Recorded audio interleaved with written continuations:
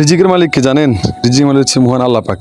আমরা তো শুধুমাত্র উছিলা। আসসালামু আলাইকুম, কি অবস্থা সবার, কেমন আছেন? আলহামদুলিল্লাহ, আল্লাহর রহমতে আমি অনেক অনেক ভালো আছি। আপনাদের দোয়া এবং ভালোবাসা। আজকে যে আয়োজনটা হচ্ছে আমার ছেলের জন্য। আমার ছেলের আজকে 1 বছর উপলক্ষে আমি কিছু খানার আয়োজন করলাম। তো এটা অসহায় মানুষদের জন্য। যাই হোক, আমার তৌফিকে যা ছিল আমি অতটুকুর মধ্যে সারানোর চেষ্টা করেছি, বাকিটা আল্লাহর ইচ্ছে। মূল কথা হচ্ছে অনেকে অনেক রকমভাবে জন্মদিন উইশ করে। আমি একটু ভিন্নভাবে করি সবসময়। আমি আগেও করে আসছি এভাবেই।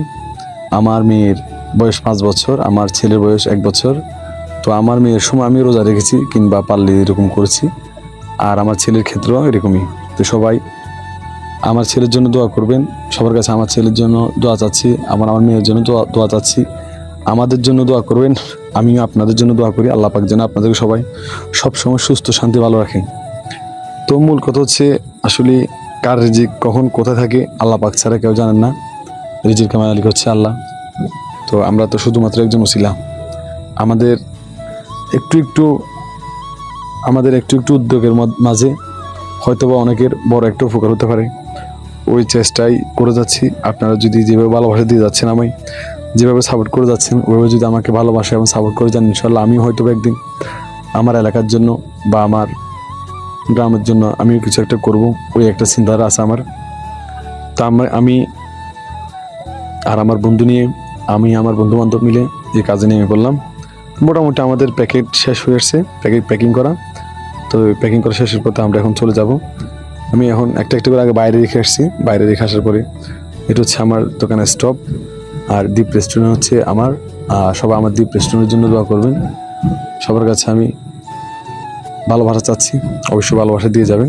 এটা হচ্ছে আমার দ্বীপ রেস্টুরেন্ট। সবাই আসবেন, ভালো মন্দ যতটুকু পারি অতটুকু সামর্থ্য অনুযায়ী করার চেষ্টা করব। তো অলরেডি একজন কিন্তু দাঁড়া এসে ভাত খাবো বলে, তো আমি ওনাকে বসিয়ে রাখলাম। তো একটু দাঁড়ান, আমি দিচ্ছি আপনাকে। তো বিসমিল্লাহ করে আমি ওনাকে দিয়ে শুরু করলাম, উনিও নিল। আমার তো ভালো লাগলো। তো আমি আর আমার বন্ধুকে বললাম, চল এবার অনেক খুশি, এবার আমরা অন্য কাজে বেরিয়ে পড়ি। আমি আমার বন্ধু SM সেলিমকে নিয়ে বেরিয়ে পড়লাম। ওনাদের খোঁজে এখন একজনকে পাইছি। উনি বলতেছে উনি খাইছে, উনি নিবে না। তা অনেক বলার পর উনি নিচ্ছে না। যাই আমরা আরেকজনের সন্ধান করতে আরেকজন পেয়ে গেলাম। ওনার সামনে কিন্তু অলরেডি 2 প্যাকেট ছিল। উনি তারপর বলতেছে আবার খাবেন। তো আমি আবার দিলাম, যাক উনি খাক, জয় তো করছে ওনাদের জন্য, ওনারাই খাক। তো আবার চলে যাচ্ছি আমরা অন্যজনের খোঁজে।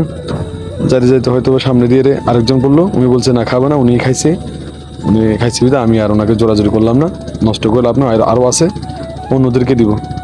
ফার্স্ট টাইম যাকে দিলাম তিনি ওখানে বসে খাচ্ছে, তার পাশে আরেকজন বসেছিল, আমিও তাকে দিলাম।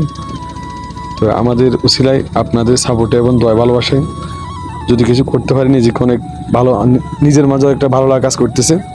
আজকের ভিডিওতে এই পর্যন্তই। দেখা হবে অন্য কোনো ভিডিওতে। সবাই সুস্থ থাকবেন, ভালো থাকবেন। আল্লাহ হাফেজ, আসসালামু আলাইকুম।